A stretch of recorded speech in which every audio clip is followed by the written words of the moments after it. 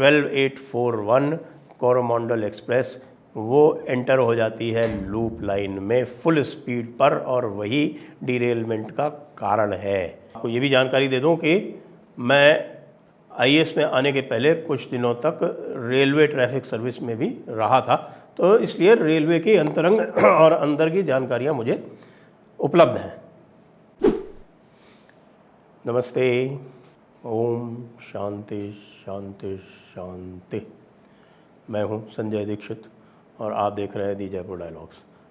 आज बड़े दुख का समय है जब 250 से अधिक हमारे भारतीय नागरिक एक गंभीर ट्रेन दुर्घटना में काल कवलित हुए। ये ट्रेन दुर्घटना कैसे हुई, क्यों हुई, क्या कारण थे, वैसे तो इसका विस्तार में विवेचना होती है इसकी, क्योंकि रेलवे का एक सेट सिस्टम है। कोई भी इस प्रकार की कोई भी दुर्घटना होती है या छोटी मोटी भी कोई घटना होती है तो एक पूरा एक अलग से सिस्टम बना हुआ है, जिसमें एक कमिश्नर रेलवे सेफ्टी अलग से होता है, हर जोन में होता है। और ये जो स्थान है ये बालासोर ज़िले में उड़ीसा में, इसका नाम है बाहानागा बाज़ार। ये रेलवे स्टेशन है, ठीक रेलवे स्टेशन पर यह दुर्घटना हुई है। यह है बात जो है ये काफ़ी क्लू भी देती है कि अंततः हुआ क्या कारण। हमारे पास कुछ विशेष जानकारियां हैं जो आप इस समय देख रहे हैं चैनल्स पर और अन्य स्थानों पर, वह आपको वहां नहीं मिलेंगी। क्योंकि आपको ये भी जानकारी दे दूं कि मैं आईएएस में आने के पहले कुछ दिनों तक रेलवे ट्रैफिक सर्विस में भी रहा था, तो इसलिए रेलवे की अंतरंग और अंदर की जानकारियां मुझे उपलब्ध हैं। तो पहले तो मैं इस घटना का विवरण कर दूं। जो भी इस दुर्घटना में जो लोग भी मारे गए हैं उनकी आत्मा के लिए, उनकी आत्मा की शांति के लिए, उनकी आत्मा की सद्गति के लिए है ईश्वर के चरणों में प्रार्थना करता हूँ।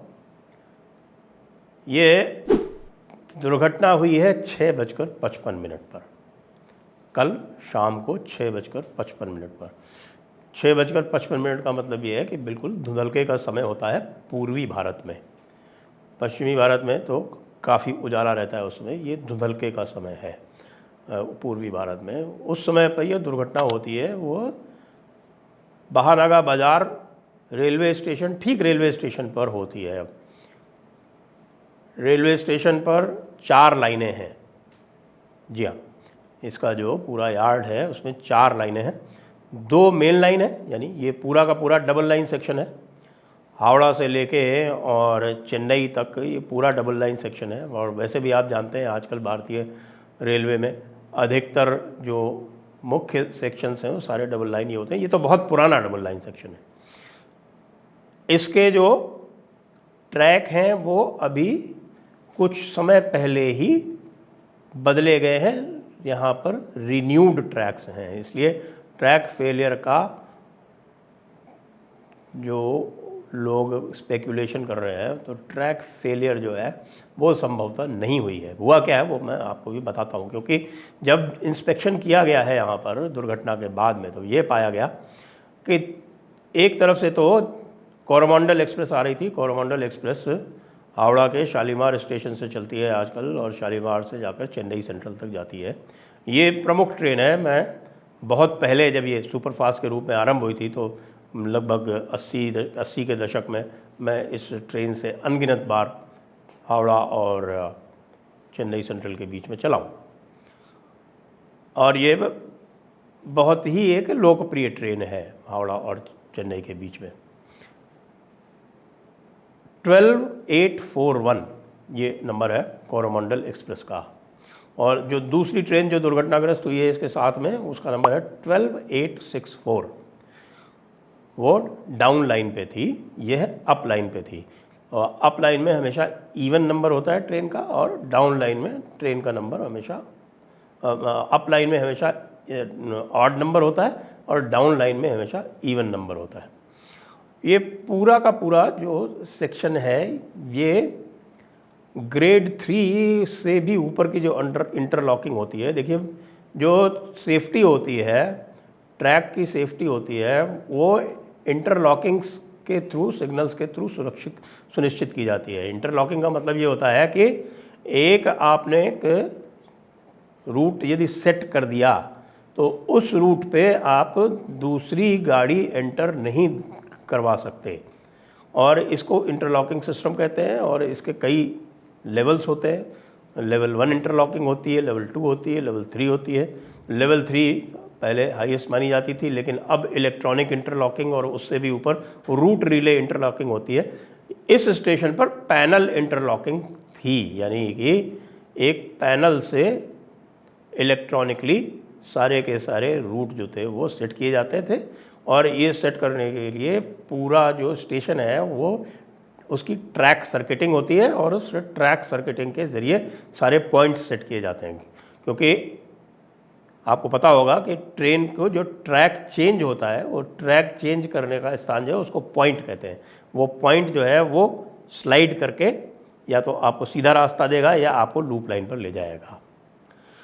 तो 12864 और 12841 ये दोनों लगभग एक समय पर बहानागा बाज़ार पर पहुंचती हैं, और जो भी मुझे पता चला है वो ये है कि सिग्नल दिया गया था मेन लाइन के लिए, मेन लाइन का सिग्नल हो गया, ट्रेन पास हो गई, लेकिन वो सिग्नल के हिसाब से जो मेन लाइन सेट होनी चाहिए थी वो नहीं हुई, और सिग्नल वापस रेड हो गया बताते हैं।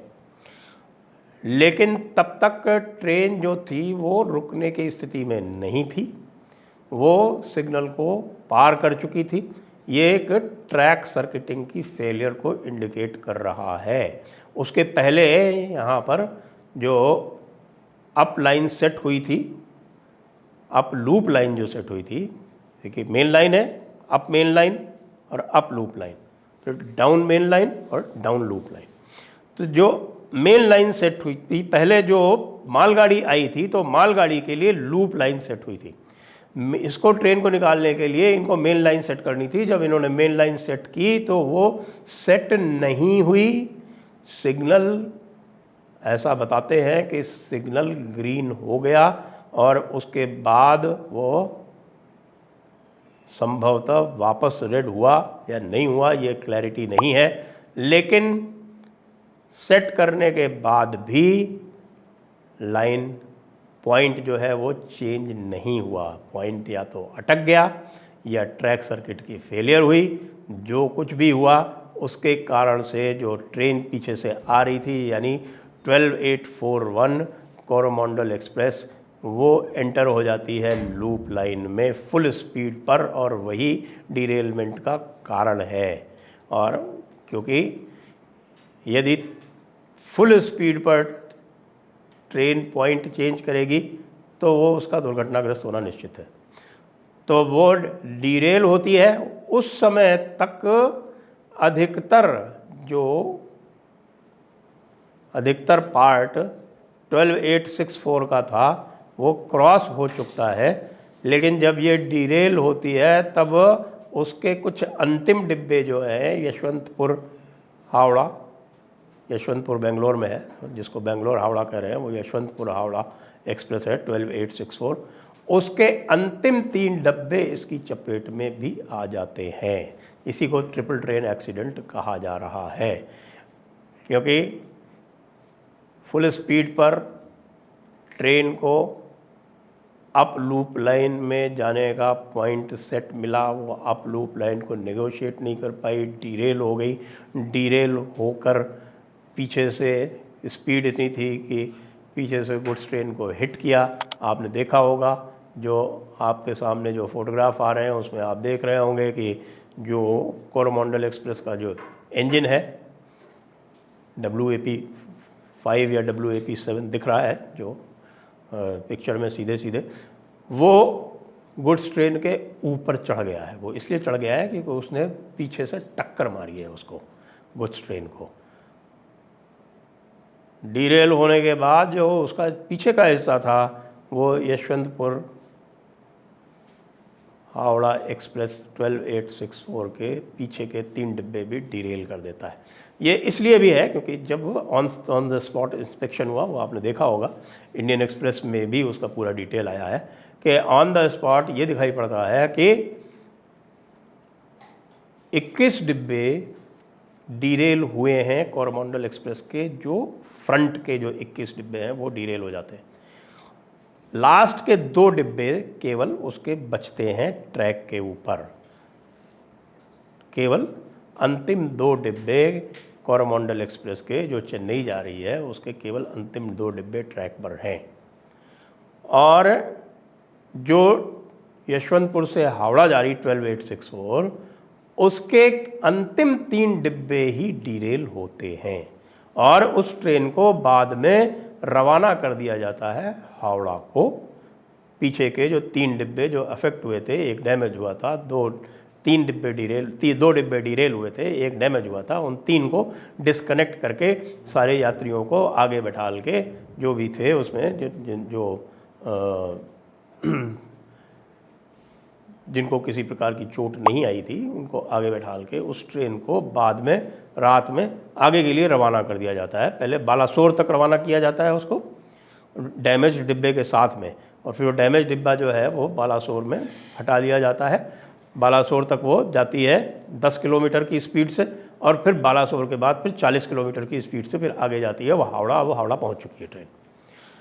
तो इससे ये स्पष्ट हो जाता है कि ये जो फेलियर है ये 99% या तो ट्रैक सर्किटिंग की फेलियर है, बल्कि ये ट्रैक सर्किटिंग की और सिग्नलिंग की ही फेलियर इसमें दिखाई पड़ रही है।